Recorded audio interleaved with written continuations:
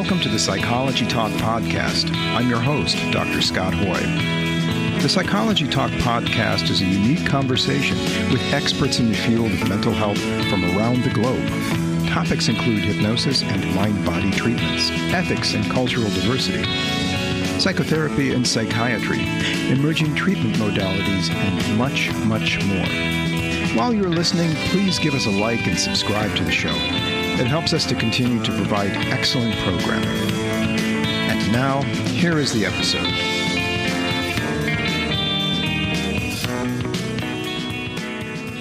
Hello, everyone, and welcome. Today, my guest, once again, is Melissa Doman. Melissa, or Mel, is an organizational psychologist, former clinical mental health therapist, and author of Yes, You Can Talk About Mental Health at Work. Here's why and how to do it really well. Melissa works with companies across industries to help increase mental health awareness around the globe. Some of her clients include Google, Etsy, Dow Jones, Estee Lauder, Siemens, Salesforce, Clinique, Aveda, Janssen, and Bumble and Bumble. And she has recently been chosen to be one of LinkedIn's 2022 top 10 voices for mental health and their Big Ideas 2023 list. Today, she and I will explore the impact of mental health on some companies reverting back from remote work setups, the onslaught of layoffs, which can be very triggering for those who went through layoffs at the start of the pandemic, and how the world of work is having another push and pull battle with new homeostasis as we shift from a pandemic into endemic status. Mel, welcome to the show. Thank you for having me back. I always enjoy our conversations. Same here. Well, we know what we're going to talk about. I'll let you lead with one of those topics.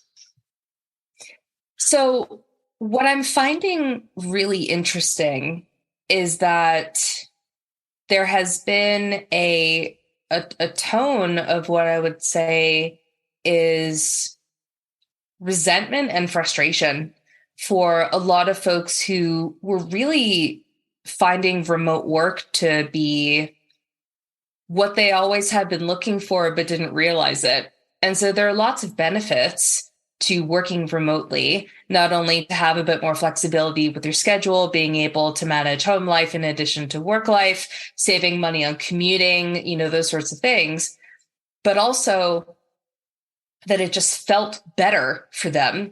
And so what's really interesting is that a lot of organizations were able to accomplish incredible things in a remote environment. Now, that's not to say that we shouldn't be together with each other. Sometimes, we are social creatures. We do need to be with each other. But what I find really interesting is that there's a lot of organizations who are, frankly, mandating a return to office, whether that's 3 days a week, whether it's 5 days a week. And the vibe that I'm getting from a lot of really frustrated employees and even some leaders is it's because of the overhead. And it's because of the investment in the physical office space. Now, granted, there is also a tone of, we should be together again. And that's really benevolent. I'm here for that. But the overarching theme is, we're investing in this space for us to all gather. So you need to come gather. So I find there's a lot of push and pull because what they were able to accomplish is amazing.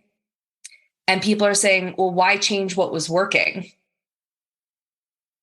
Mm-hmm. I mean, what was working before or during the pandemic? During the pandemic, because the world of work has drastically changed in recent years. And there were some things that were way overdue for those changes. Mm-hmm. And so when it finally came around, people were like, oh, this is really great. And when it was working and granted, working from home doesn't work for everybody. Some folks feel like caged animals working at home. And for others, they feel like that working in an office. And so when they're seeing how well things were working in that setup, they don't want to go back to an office, but there are some people who do. So when we land on the hybrid concept, that can be really challenging because, for the powers that be and the folks who are managing the logistics of how people are working, you can't satisfy everybody. And so it's really what I would say is putting a strain on that employer-employee relationship, and also making people reevaluate, well, if I'm working for an organization that's forcing us to, quote unquote, go backwards, when clearly things are going really well and they don't care that I'm telling them that I've found a good way for me to work, it makes people question, do I still want to work here? Yeah, yeah.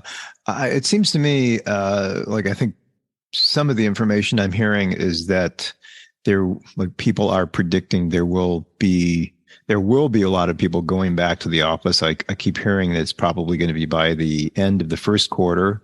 A lot of companies are going to be forcing people at least to do hybrid. I know a lot of people don't want to even go back. They want to remain entirely remote. Right. And they want to be able to, like, if they want to work for a company that's based in Illinois or Maryland, they want to be able to work from Portugal or from Costa Rica or wherever, Tierra del Yeah. Fuego, as long as they have good signal down in Tierra del Fuego. But so I think ultimately, though, won't it come down to whatever the people who are offering the jobs or who are the employers, if they decide, they can actually hire back in who will come in 7 days a week or 5 days a week or hybrid. Isn't that going to be kind of like what's going to happen? Well, I think it really depends on the organization. There are some organizations who are leaning in hard to work where you work best, and we will offer you that flexibility. There are some organizations that are really leaning in hard to that indefinitely. And then you have folks like Elon Musk at Tesla who say, if you're not back in 5 days a week, find another job, and then everything in between. So it really depends on the organization, to be honest. What kind of information is out there about how this is affecting? I mean, we can guess how this might affect people's mental health, but do we have any statistical information, or are you hearing any word on the street within organizations you work with? So I've been following some of the trends, and what I've noticed that's really interesting, again, there's a lot of varied responses. There were people who were chomping at the bit to get back into the office. There are some people who have been really permanently traumatized by the pandemic. And when they're going to work, they're nervous either about getting sick, or depending on the community they come from, they get concerned about violence, specific hate crimes that are targeted at different communities, whether it's, the Black community, Asian community. We're not out of the woods at all with that stuff. And then there's some people, and this is not something that I actually would have predicted, who said that being back in an office makes them feel more lonely than working remotely. There's just something about the office space that makes it feel more sterile and disconnected, even though they're with each other, as opposed to, doing business via Zoom or Teams. I never would have expected to see that. So it's very individually dependent. I think that hybrid is a really great model because you get a bit of both worlds. But for some folks, that can actually cause a bit more stress where they're migrating between those worlds. So it really depends on the person. Just because we are entering into endemic status, so long-term maintenance as opposed to an active pandemic, doesn't mean that everybody feels that way. There are those lucky people who still haven't been tapped by COVID because they're superheroes. And some folks are still really nervous for reintegrating socially back into society. Mm-hmm.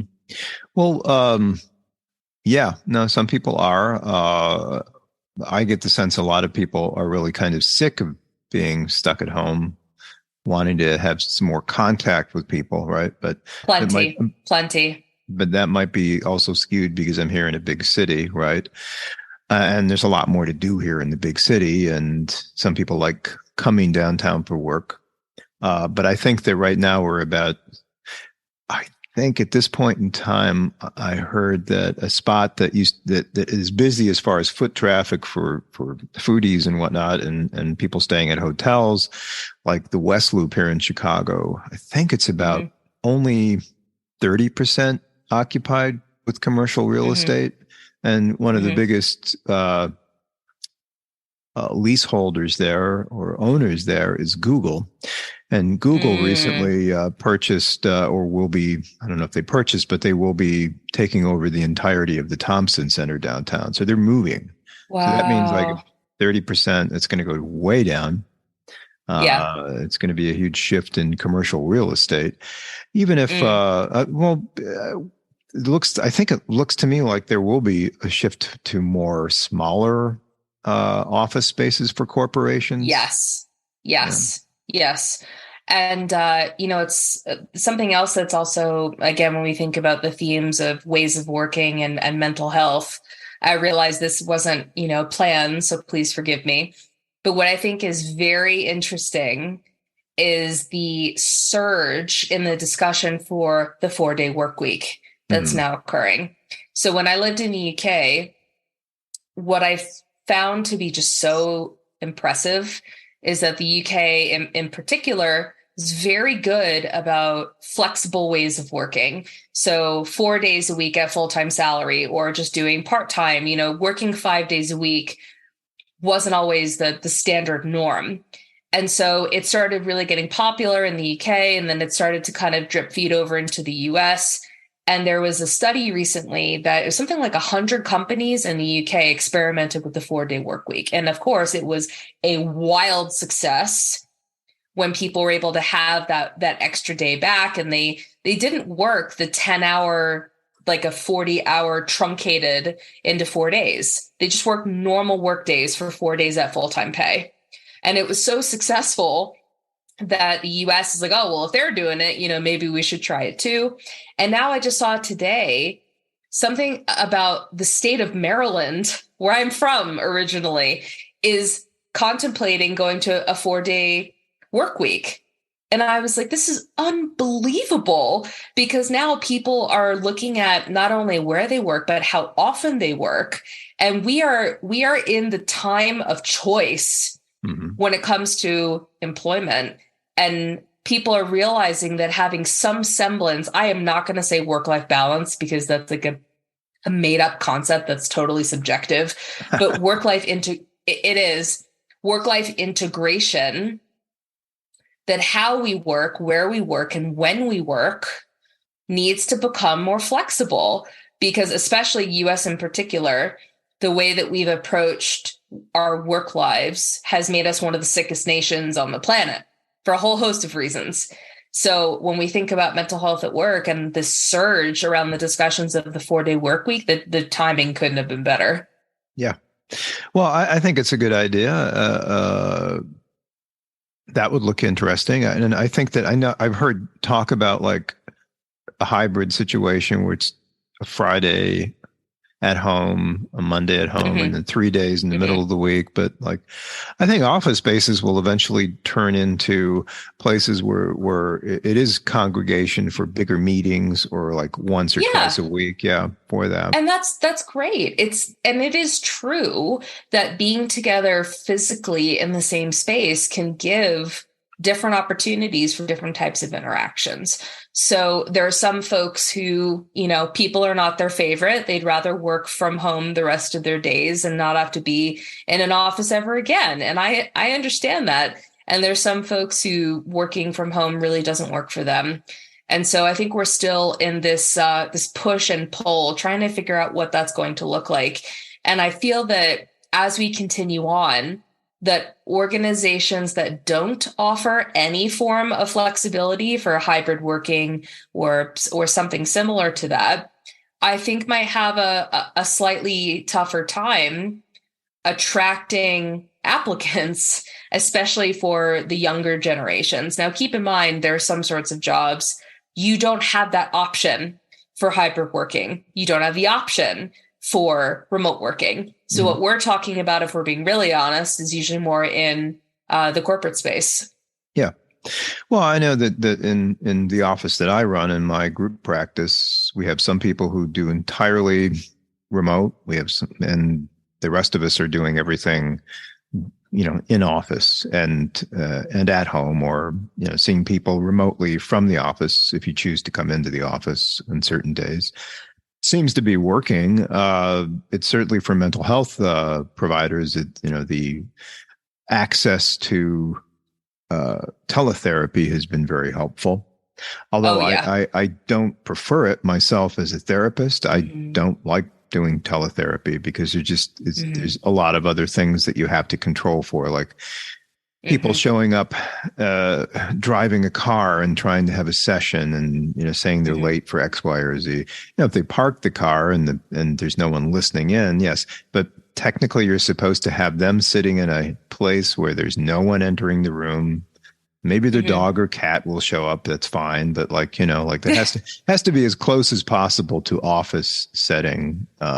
Yeah. And I'm sure there's all you could probably do in America's Funniest Home Videos of teletherapy, with things that happen that are not supposed to happen, and things that are probably illegal or unethical or confidentiality issues, or like people showing up in a coffee shop, I'm sure, trying to do therapy with their therapist who's sitting in an office at home or at their office Oh space. my God. What a But nightmare. yeah, but like, tell us, what do you think is going on? Like, are you like you work as a consultant? What are people wanting to hear from you, Mel, as an advocate for mental health at work around this area? Like, what are people asking you as an expert? It's funny because when I tend to come in as a neutral party, now granted, the folks that tend to hire me are in senior level positions or they come from HR or something like that. And I hear from both sides that you have the folks who are trying to run the house and keep the lights on. And then you have everybody who, they're individual contributors trying to do their part. Mm-hmm. And I hear both sides. I do. I do. And that's what makes it challenging, is that there are some occasions where they want me to take sides. And that's not my job. You as a therapist, you get that. It's not your job to take sides or tell people exactly, here's the quote unquote right thing to do.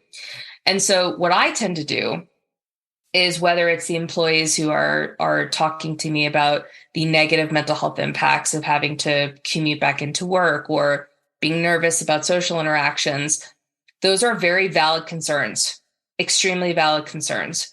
And then also when you have on the leadership side, the folks who are looking at the budget investment of having this office space and trying to have people come in and trying to have some order to the chaos, because you can't do something unique for every single person, especially in a large organization.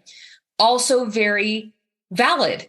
It's valid. They both are. And so for me, what I tend to encourage is, think about the decisions that you're making for this business, whether it's you as a decision maker, whether it's you as an individual. What is the why behind it? Are you doing this based on an outdated framework from a time period that we're no longer in? Mm-hmm. And what is the impact of making that decision now, not only on the morale of the company, but individual employee mental health? Is the impact of those decisions, does it make sense, and is it worth it? Mm-hmm. That's the question that I tend to ask, because then it goes back on them to reflect on that. And if they're using decision making that needs to be updated, Mm-hmm. and looking at how those decisions are creating ripple effects based on the time in which we currently exist, not based on a before time that no longer exists. Okay. So that's the approach I tend to take. Okay. And so the mental health impact, obviously, you're talking about as well, right? Through that lens. Oh, yes, extremely, because there Mm-hmm. are some folks who, unfortunately, throughout the pandemic, even if they didn't have any mental health issues before, some of them do now. You know as well as I do that the rise in diagnoses has gone up, and the ability for people to get in for services has gone down because the system is drastically overloaded. So if we're looking at that piece, it's really significant. And there are some folks who, even if they had pre-existing mental health issues before the pandemic, some of the tools they might have had, maybe they're working. For some folks, it's not working like it used to. And people get really frustrated and they're like, well, why aren't my coping skills working for what I'm going through now? They used to work because the game has changed, because the system has changed. So you have to update those tools based on who you are now in this context now, not based on 2.0. Right. So it's there's a lot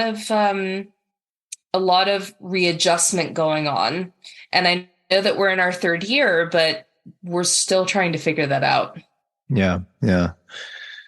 Well, what about these layoffs that are happening? Have you had any I mean, they seem like they're mostly in the tech area, right? Which I think kind of mushroomed a little bit too big or big to handle what was needed in 2001, 2002, right? Or 2000. And then now that there's people are suffering because they are laid off, right? But I mean, there's more than that. I've heard of other people who have been, for instance, I was reading about somebody who was at Google. He and his wife were at Google for, I don't know, 10 years. They got laid off out of the blue. And he's like looking to have to go back to South Asia because of his visa issues. So like, so like it is going to upend a lot of people, but what's your take, an ear to the ground on this? And I have a lot to say on this. Go ahead. Well, here's your soapbox. How tall is it? As long as how it's imaginary, it can be as big as you want.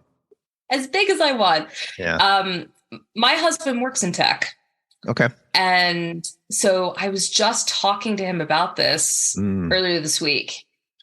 And I was, as a independent business owner, just like you, some of my clients and really the world of work in general, in many places, they're tightening their belts. And for me, part of it was like, oh, is it the recession? Because I know the media just won't stop talking about it. They're like, hey, did you forget there's a looming recession? 5 minutes later, oh, hey, did you forget there is a looming recession? And they just keep telling people. Yeah. And I'm like, bro, read the room. People know it's coming. When you keep talking about it, you're making it worse. And so part of me thought it was that. I was like, oh, is it the looming recession that maybe the layoffs are in anticipation of that? And that's partially true. But at the same time, my husband reminded me, he said, actually, a lot of it is that with the virtual boom in the pandemic, a lot of these companies overestimated how that trend was going to play out long term. And they hired people like it was the best thing since sliced bread. And they overhired and they were overestimating the need for those hires. And now that things are trying to find some sort of new homeostasis level, a lot of them are going, oh crap, we can't afford and don't need to keep these many people. So here come the cuts. And so, as you know, I'm very active on LinkedIn. So every time I sign on, mass layoff, mass layoff, mass layoff. And it's a really ugly thing because at the time, those projections were made out of what seemed to be sound logic. And then when it doesn't turn out that way, and you're blowing up people's professional stability and financial livelihoods by the thousands. Oh yeah. Overnight. And ripple effect too. Oh yeah. So it's not just the recession. It's also this, oh, we overestimated how many people we would need. A lot of that is happening in tech because the virtual boom was absolutely gigantic in 2020 and 2021. And so a lot of folks are feeling resentful. They're not feeling psychologically safe. And the crazy thing is that we're not that far off from the last round of layoffs that happened right at the start of the pandemic in 2020. Tons of companies went, oh crap, not going to be able to afford to keep people, and just nixed people left and right. And it's only the beginning of 2023. That wasn't that long ago. So what's feeling kind of scary is that a lot of people can't seem to just relax that there's not going to be this other round of massive layoffs coming down the pipeline in 18 months, another 2 years. And it seems to be happening more often and with more intensity. What are people supposed to do with that? Like, is job security an illusion unless you work for the government? Well, that might be, you might have hit on something. Go work go work for the feds or the state. Go work for No, the thank federal you. government. That way, No, thank you. you'll always have a job, if there's massive layoffs all the time working in the unemployment department. And it's really, and granted, when it comes that was to, an attempt at humor, but yes, it's not. I know, I picked it up. I got it. Right. But it's I think that job security and that concept, I think, is becoming a dying relic of a time gone past. I think that in the world of work moves so quickly now in the non public sector or government space. It moves so quickly. Then changes to employment can happen just as easily. And now keep in mind that in the US in particular, a lot of states are at will and have very employer-centric laws, whereas a lot of countries abroad, particularly in the UK and the EU, tend to be more employee-centric. Yeah, I was going to kind of mention that Europe is more focused on workers' rights and right, more, which actually can increase more stability. Like if you make the corporations or the companies be focused on that, it creates jobs, but it creates a kind of stability and a sensible, like, it's more pro-social behavior to have things set up that way. And also, usually speaking, in the EU and also the UK, the corporate duty of care is far more emphasized, generally speaking, than it is in the US. Now, there are some organizations in the US that take that very, very, very seriously, and they will do anything they can to avoid layoffs. I've seen it. It does exist in the United States. Yeah, but it's not the common theme. And so I think that the volatility and ambiguity and lack of predictability when it comes to employment, I think, is really going to continue to mess with people's heads. Again, particularly in the US. It used to be, I remember, I'm a little bit older than you, but I remember growing up.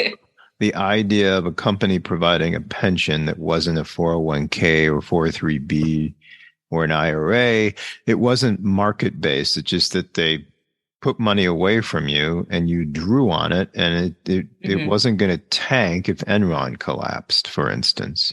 So your shares weren't going to tank. I think that there is that kind of corporate responsibility to the worker. Like, you're creating jobs. You don't just go in someplace, set up shop, and then pull out when the shareholders feel like they're not making enough money from this particular branch or something. It's a lot different. And also the corporate taxes were 90% back then. It was huge, like back in the 50s under Eisenhower, right? If Eisenhower ran, he'd never be able to get on either the Democratic or Republican ticket. No, right? He was like no. Such a 1940s, 50s Republican, where everybody was kind of like more socially engaged with each other and cared to some extent about the next person. It wasn't about it wasn't the shareholder class that was emphasized. And I think that started to kick off in the 80s here, with the advent of Reaganism and Reaganomics and all that.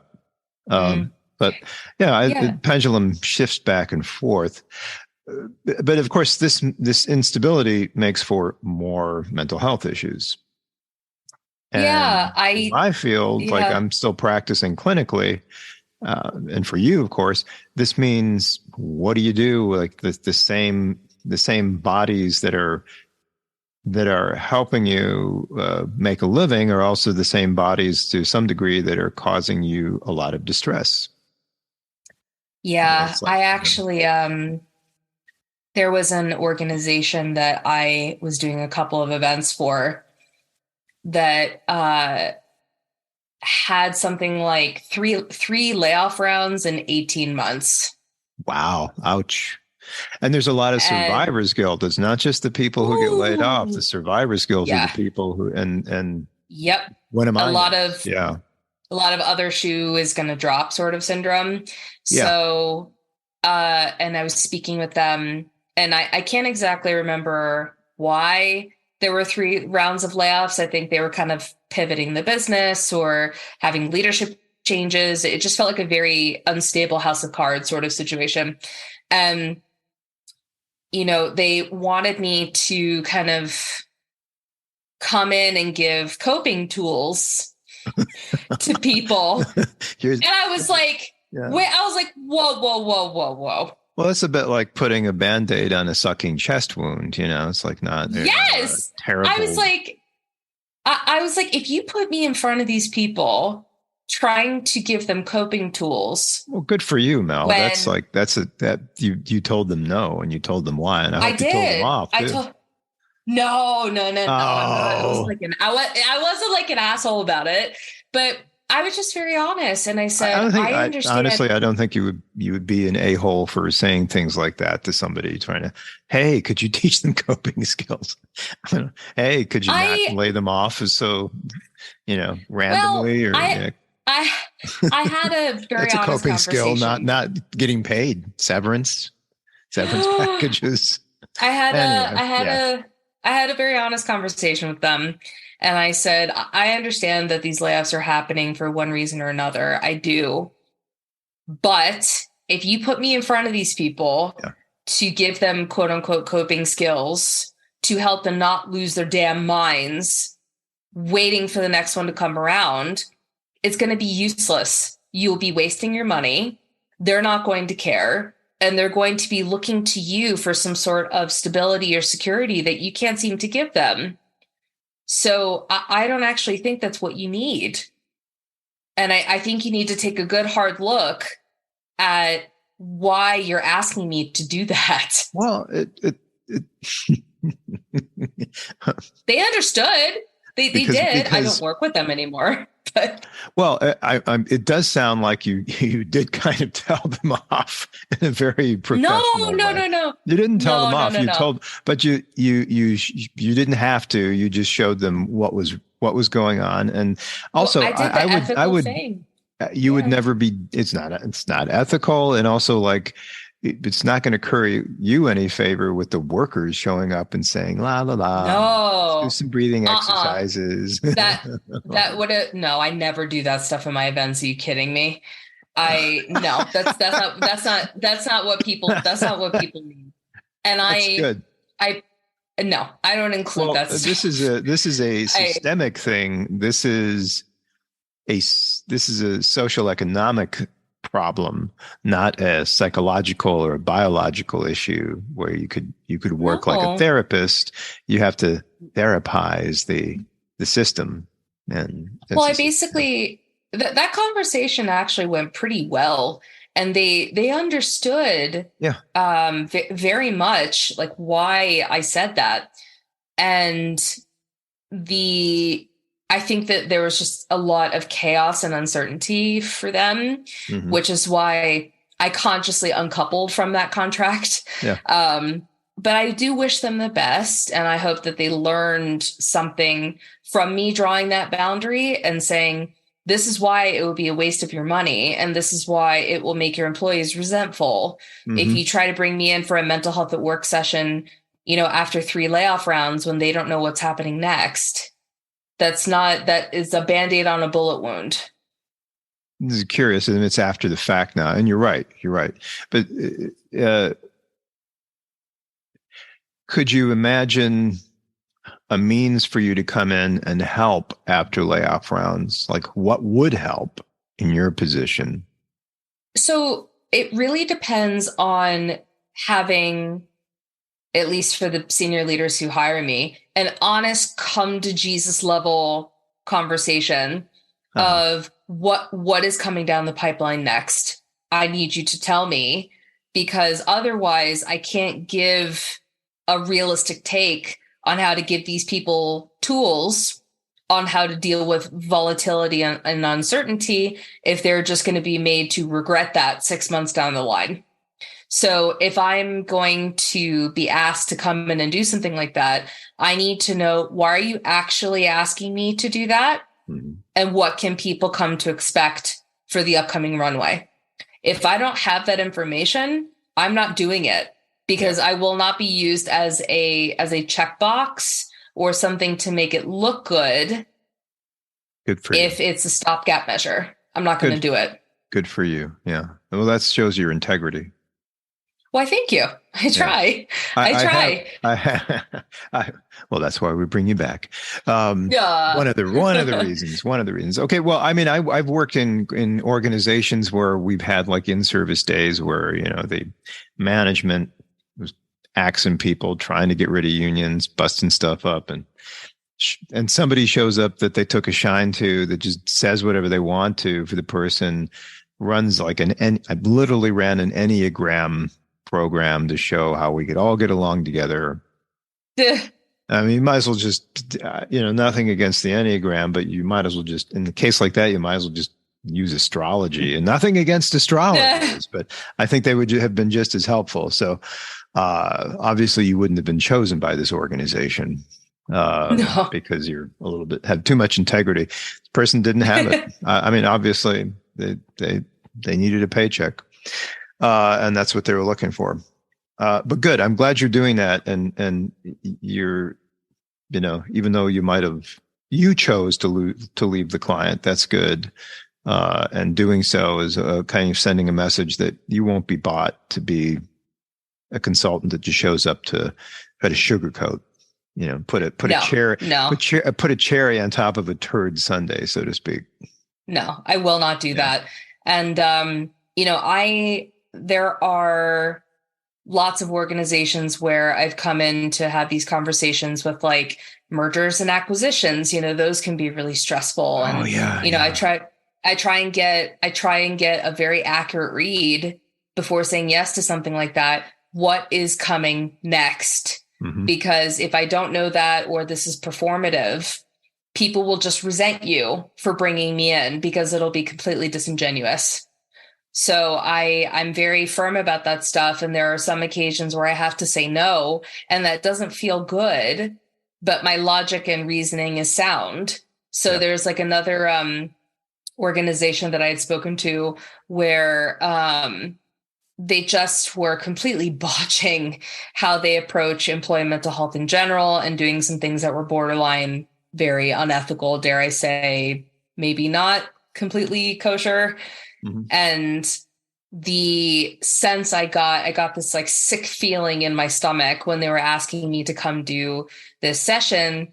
And I was very honest with them. I said, I don't think I'm the person you need. I think you actually need someone to come in and do like a health and safety and personal health information, legal compliance training. Yeah. Like, I don't think you need me. And they didn't love that, but it was the truth. And so when it comes to what I talk about in the workplace, I take that very, very, very seriously. And as a former clinician who had a lot of training on, the legality surrounding that topic and the ethical implications, just because I don't do clinical practice anymore doesn't mean those values don't stay with me. And so I don't mess around when it comes to that stuff. And I will not be bought or used in a performative manner. Good. Excellent.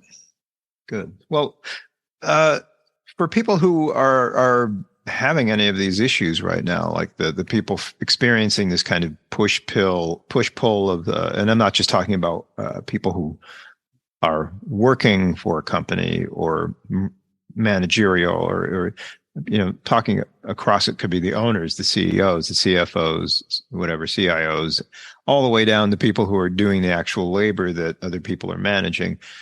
What do you recommend for people dealing with this shift from pandemic to endemic?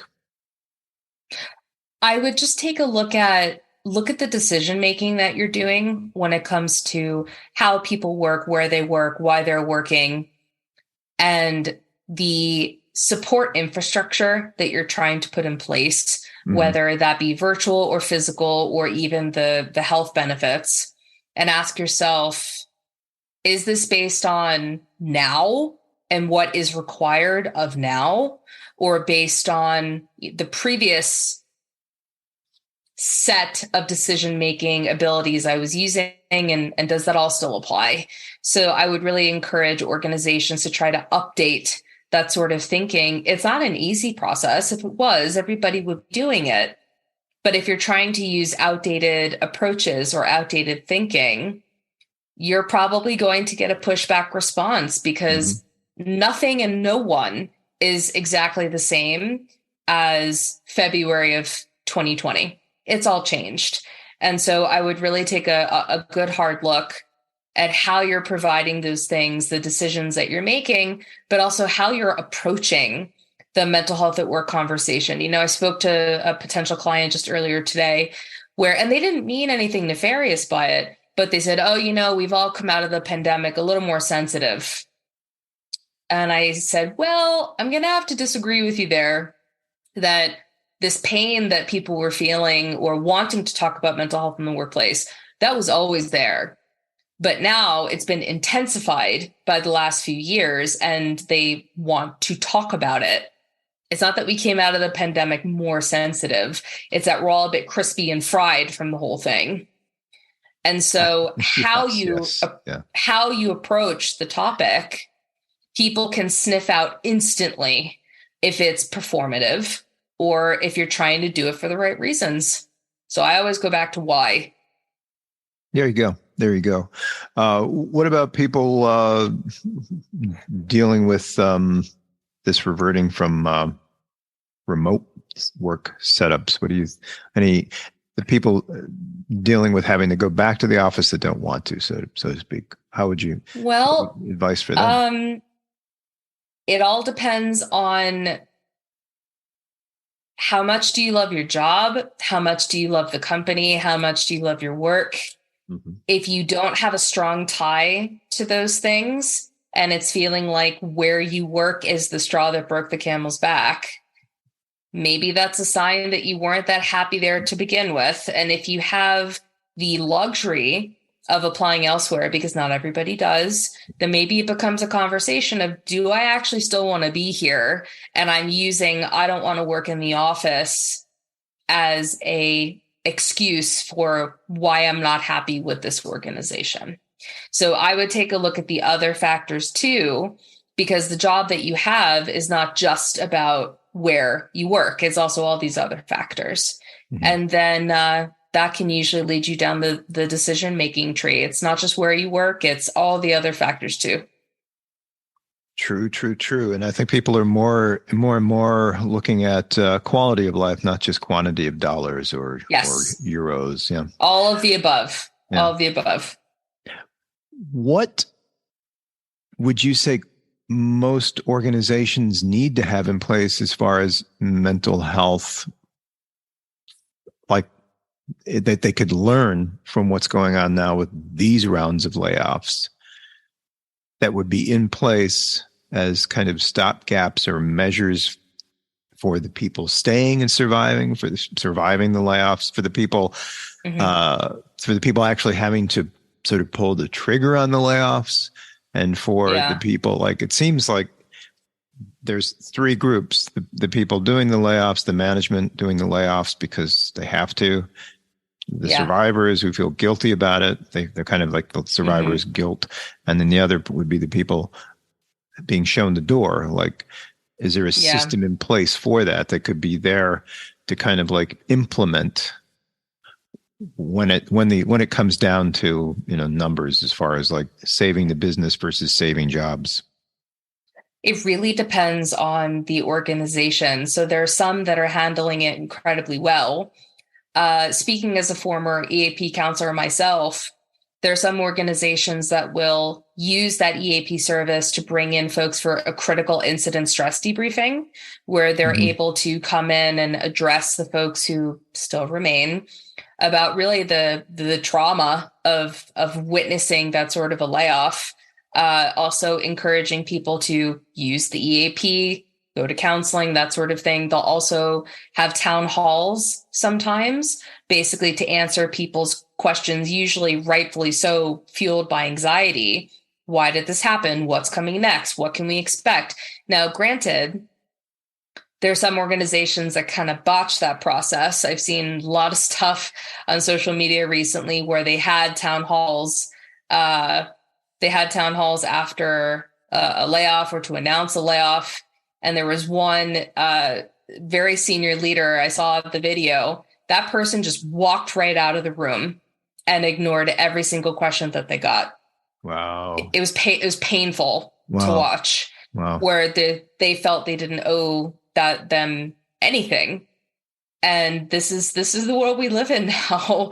So I think that having those town halls, if you're going to have them, be prepared to answer the questions, be transparent. If you're not, don't do it. And then if you do have an EAP service where you can get a critical incident stress debriefing team to come in, that can actually be incredibly helpful to help those folks who remain to process what's been going on. And also, I think that there needs to be special attention to the folks in HR, or if it's other senior leaders who are doing it. I don't think usually senior leaders are doing layoffs without HR accompanying them for legal and compliance reasons. But for the folks who are actually doing the layoffs, that can be really, really traumatic for them, and making sure that they have access to counseling resources, support resources, for having to deliver that news to so many people and dealing with the inevitable backlash and response from those people. That's a lot to take. So I think also in particular, HR folks don't get the support that they need for having to drop the axe effectively. So there's a lot of stuff that can be put there. And for the folks who unfortunately are being laid off, it really depends on the sort of kind of exit support they're getting, depending on the finances. Some of them are able to get not only access to severance packages, but also continued access to the health benefits and hopefully including behavioral health benefits. I'm not really sure about how much of a focus there is on providing mental health support to those who are part of a layoff. I actually haven't seen a lot of that. Because oftentimes they're more busy on focusing those resources on the folks who remain. Okay, well, yeah, I think that would be an area that needs an emphasis now, for certain. Very curious to see how it's going to develop, because if you think about it, there's only so much currency that can go around, and then it becomes a very sad, cold process of prioritizing. Yeah. And it's very, very difficult thing to do for the people who have to make those decisions. That's true. I think that setting them into place so that you have a fund that you don't touch, right? For like a savings account. Like a savings account, like an HSA account for, a layoff HSA, God. An LHSA. Oh my God. Something like that. Oh my God. But important. Well, Melissa Doman, thank you so much once again for talking to me. Where can people find you if they want to? So if you'd like to talk about mental health at work in your business in a realistic and constructive way, I'm your girl. Feel free to contact me at melissadoman.com. I'm also on LinkedIn, or on Instagram at The Wandering Mel, or on Twitter, for a while it still exists, at Melissa Doman LLC. And please reach out if you'd like to do things differently. I think Elon needs to give you a call. I think you need to help him out. I don't want to talk to that man. No, thank you. Well, you blew it again. Another job opportunity. Gosh, for your ethics and all that. Okay. I'm good. I don't like how he treats people. I'm good. Yeah. Well, on that note, we'll see you soon. Thanks again. See you soon.